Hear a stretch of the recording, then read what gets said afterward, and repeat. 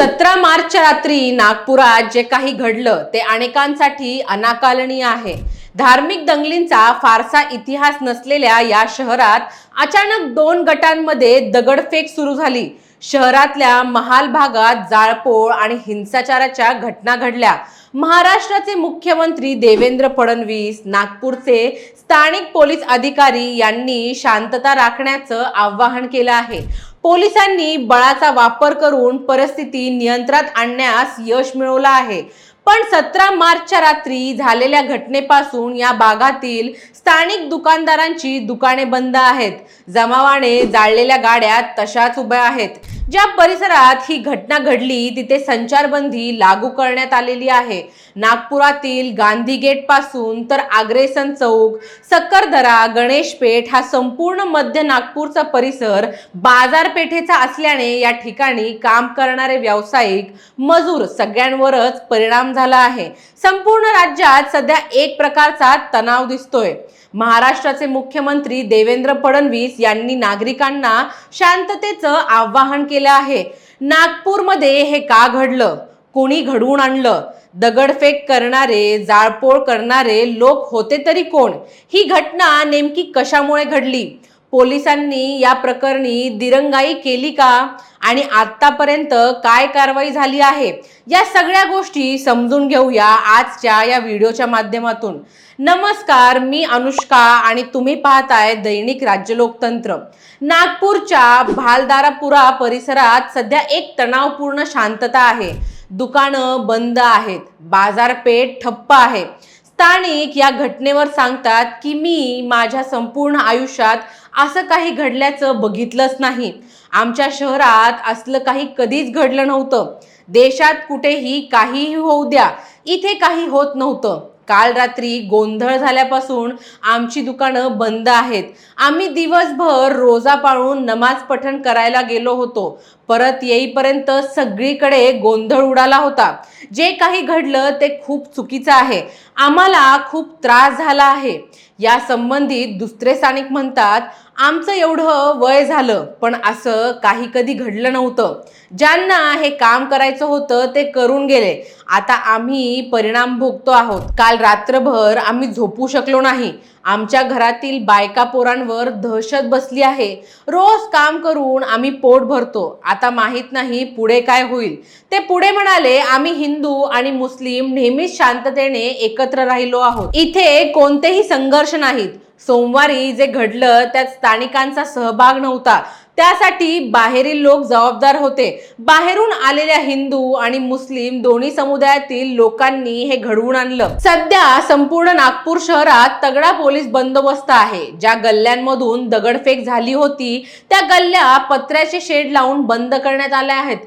काही दुकानांची तोडफोड केली आहे, तर इथे 2 वाहने सुद्धा जाळली आहेत। टायर पेटवल्याने रस्त्यावर सगळं ऑइल सांडलेलं आहे। स्थानिकांनी दिलेल्या माहितीनुसार काही लोकांच्या घरावर देखील दगडफेक झाली आहे आणि एका घराचं सीसीटीव्ही देखील फोडण्यात आलेलं आहे। मुख्यमंत्री देवेंद्र फडणवीस यांनी अधिवेशनात नागपूरमध्ये काय घडलं याची संपूर्ण माहिती दिलेली आहे।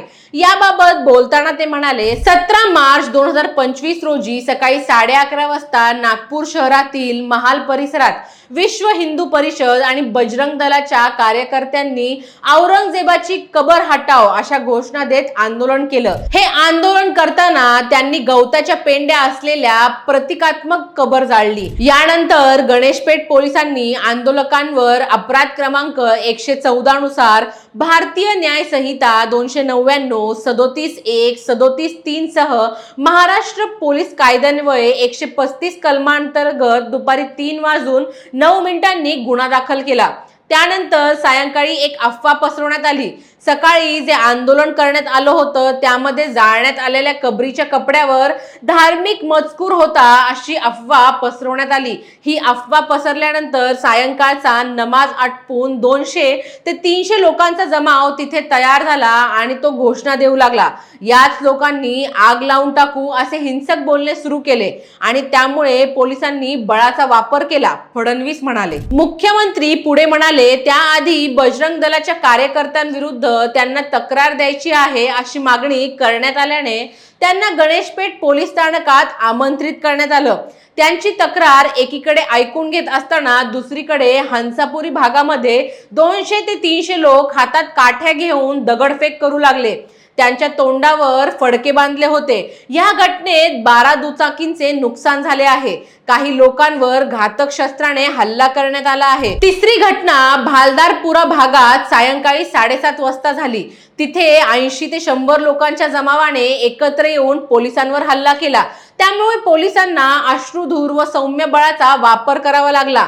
या घटनेत एक क्रेन, 2 JCB आणि काही 4 चाकी वाहनं जाळण्यात आली असं मुख्यमंत्री यांनी सांगितलं आहे। मुख्यमंत्र्यांनी धार्मिक चादर जाळली गेली ही अफवा असल्याचं सांगितलं असलं तरी नागपूरच्या स्थानिक नागरिकांनी मात्र असं घडलं असल्याचं म्हटलं आहे। माध्यमांशी बोलताना ॲडव्होकेट राकेश धावदरिया म्हणाले, काल गांधीगेट शिवाजी पुतळा इथे जे काही घडलं मी त्याचा निषेध करतो। माझ्या धर्माला मानण्यासाठी मला इतर धर्मांचा अपमान करण्याची गरज नाही वाटत। मी हिंदू आहे आणि माझ्या गीता रामायणाला कोणी जाळलं, त्याचा अपमान केला तर मला वाईट वाटेल। त्याच पद्धतीने तिथे काल चादर जाळण्यात आली, त्या चादरीचा अपमान करण्यात आला आणि हे हिंदू आणि मुसलमान दोघांनाही शोभत नाही। प्रशासनाने या विरोधात तात्काळ कारवाई केली असती तर पुढची घटना टाळता आली असती। सकाळी अशी घटना घडल्यानंतर पोलिसांनी सगळीकडे नाकाबंदी करायला पाहिजे होती। मुस्लिम बहुल भागात पोलीस पुरेशा प्रमाणात तैनात केले असते तर ही घटना झालीच नसती। मुस्लिम समुदायाने केलेल्या घोषणाबाजी आणि पोलिसांवरचा हल्ला देखील अत्यंत चुकीचा होता। पोलीस देखील माणूस आहेत, ते त्यांचं कर्तव्य करत होते। मुख्यमंत्री देवेंद्र फडणवीस यांनी देखील पोलिसांच्या कारवाईची माहिती सभागृहात दिली। या संपूर्ण घटनेमध्ये 33 पोलीस जखमी झाले आहेत, ज्यामध्ये 3 पोलीस उपायुक्त दर्जाचे अधिकारी आहेत। त्यातल्या एका अधिकाऱ्यावर तर कुऱ्हाडीने हल्ला करण्यात आलेला आहे। एकूणच 5 नागरिक जखमी झालेले आहेत। तिघांना उपचार करून सोडलेला आहे आणि दोघांवर रुग्णालयात उपचार सुरू आहेत आणि त्यातला एक जण अतिदक्षता विभागात आहे असं मुख्यमंत्री म्हणाले।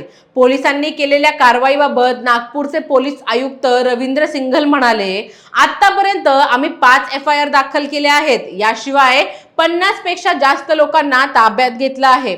पोलिसांनी केलेल्या उपाययोजनांबाबत बोलताना मुख्यमंत्री फडणवीस यांनी सांगितलं, राज्याच्या पोलीस महासंचालकांनी सर्व पोलीस आयुक्तांची बैठक घेऊन राज्यभर शांतता राखण्याचे निर्देश दिलेले आहेत।